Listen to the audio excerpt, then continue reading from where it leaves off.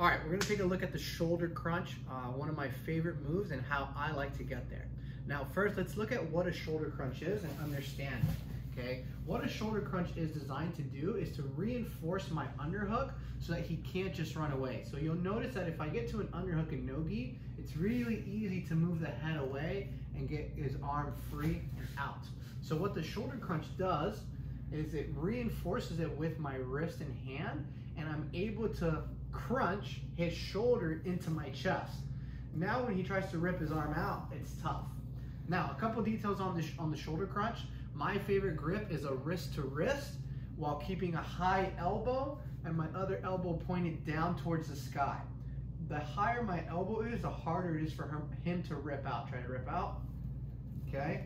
The lower my elbow is, posture up and rip out. Yeah, okay? This really allows me to put downward pressure on my partner here. Now, let's look at a practical way that I like to get there. So, a lot of my opponents, at least in the training room, know I really like butterfly guard.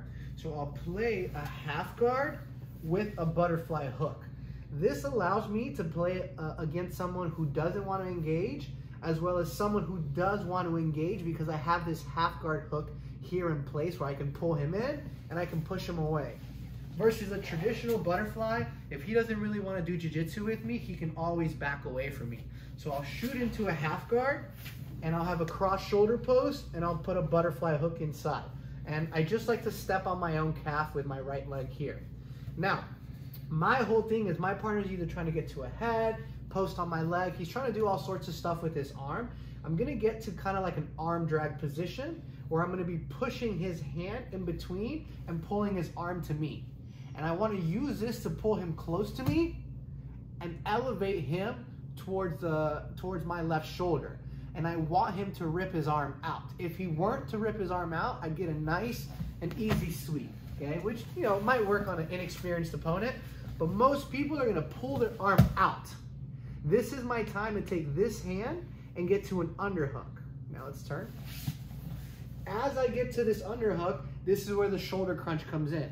This arm goes wrist to wrist, and I pull his chest to my chest here, like so. And now, posture up, my half guard leg is gonna come out and make a second butterfly hook. Okay, as I make a second butterfly hook, I'm going to square him up.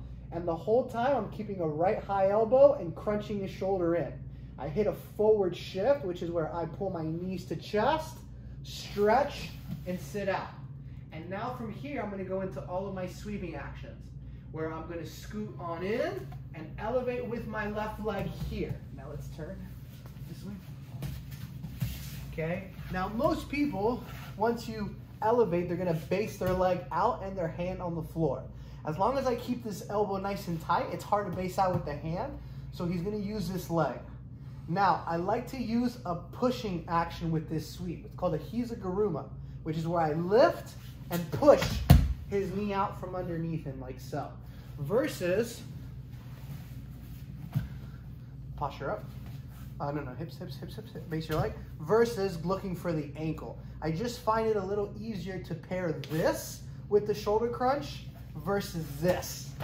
They both work, but that pushing is just a little bit easier. Okay, so let's look at it again from a different angle. I'm here in a half butterfly. My partner's maybe putting forward pressure, or maybe I'm actively trying to pull him in with this grip. I use my half guard leg and this arm drag grip to get him to post a hand. Now it's an easy thing to get to my underhook and find my wrist. Once I find my wrist, I crunch and square him up. Now I don't try to sweep from here. I first hit that forward shift. Knees to chest, scoot up. As I scoot up, I can scoot in and start to elevate my partner. Okay, and you see that time I was able to take him over because he didn't base out. If he bases out, I just post that leg. I push that leg, and it's an easy thing to do. Key focal points is on that shoulder crunch. Is remember, keeping that high elbow and really just using this one to face the ground. I don't really use my elbow to rotate. If I use it, my right elbow gets loose and I lose the arm. So what a lot of people do is they go like this. Now he can put his palm to the sky and rip his arm out. So I really focus on keeping this. So as I elevate, when he tries to turn his palm up, It's challenging, and I can push and take him over. Okay? So that's my favorite way to get to the shoulder crunch. Give it a shot.